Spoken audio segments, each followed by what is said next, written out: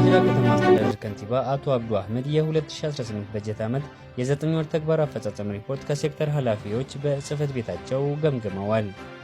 ከንቲባው በግምገማው ወቅት እንዳስታወቁት ሁለገብ በሆነ ርብርብ የተቋማትን የማስፈጸም አቅም ማሳደግ ለውጤታማነት ትልቅ ሚና ነበረው ያሉት ከንቲባው በዚህም የተሻለ አፈጻጸም ሁለንተናዊ በተደረገ ርብርብ ሁለንተናዊ ባደረግነው ርብርብ እንደዚሁ የተቋም የመፈጸምና የማስፈጸም አቅም ግንባታ ላይ በተሰራው ስራ በተደረገው ቁርጠኝነት አጠቃላይ አፈጻጸሞቻችን የተሻለ ብሎ መውሰድ ይቻላል። ይሄ አመራሩ መያዝ አለበት። የአመራሩ ውጤት የተቋሞቻችን ውጤት አጠቃላይ እንደ ከተማ ያደረግነው የርብርብ ውጤት ከመሆኑ ጋር ተያይዞ በየሴክተሩ የቀረበው አፈጻጸም የተሻለ አፈጻጸም ብሎ መውሰድ እንችላለን ከነጉለቱም ቢሆን ማለት ነው።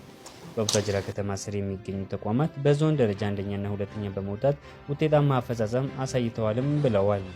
ወደ 13 ሴክተሮች አንደኛ ደረጃ የወጡበት ሂደት ማየት እንችላለን።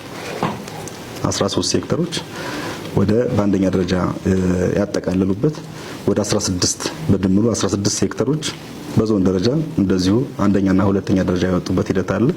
ውስን ሴክተር ከደረጃ ውጪ የሆኑበት ሂደት አለ። አክለውም የተቋማትን ግንባር ቀደም ለማረጋገጥ እና ወደ ኋላ የቀሩትን ለማጎልበት እንዲሁም ማህበረሰቡን ተጠቃሚ ለማድረግ በትኩረት እንደሚሰራም ገልጸዋል። ተያይዞ ተቋሞቻችን ግንባር ቀደም ሆነው በየትኛውም ውድድር ፊት አድርገው ብቁ ሆነው የሚያልፉበት እድል መፈጠር መቻል አለበት። በዚህ ሂደት ህዝባችን እየጠቀምን ተቋሞቻችን እያሳደገን ስለምንሄድ ማለት ነው።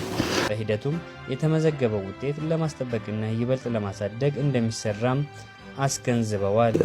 ማስቀጠል ከኛ ይጠበቃል። ይሄ ማስቀጠል ብቻም ሳይሆን ማሳደግ ከሁላችንም ይጠበቃል። በዞን ደረጃም በክልል ደረጃም ግንባር ቀደም ሆነን ያጠቃለንበት ሂደት እሱ በደንብ ማጠቃለል ማጠናከር ያስፈልጋል።